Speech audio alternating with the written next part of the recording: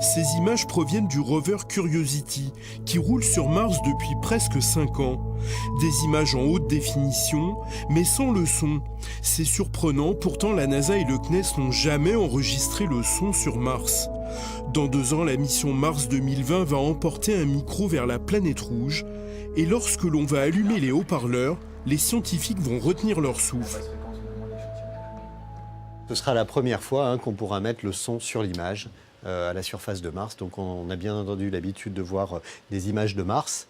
Là, on écoutera le son du vent, et ce sera la première fois.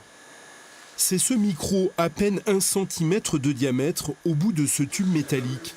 Installé sur la tête du rover qui embarque un laser, ce micro va enregistrer le bruit des explosions lorsque le laser tire sur les roches pour analyser leur composition.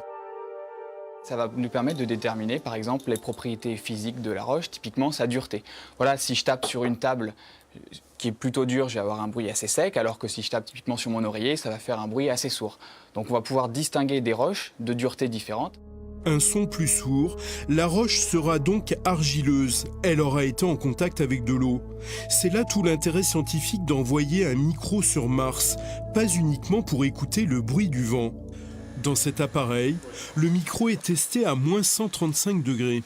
Il faut qu'il soit capable de résister et de marcher à la température de moins 120 degrés. Et là, marcher toujours. Et puis à la température de plus 20 degrés.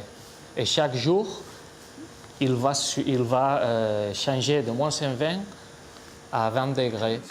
Dans l'espace, les contraintes environnementales sont extrêmes. À Martres-Tolosane, cette PME spécialisée dans l'électronique spatiale assemble ses composants dorés, spécialement développés pour l'espace.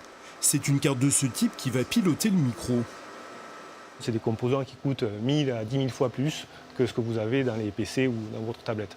Ils sont durcis aux radiations, donc c'est des composants avec de la dorure, des composants en céramique et dorés, qui résistent aux radiations et à l'environnement spatial.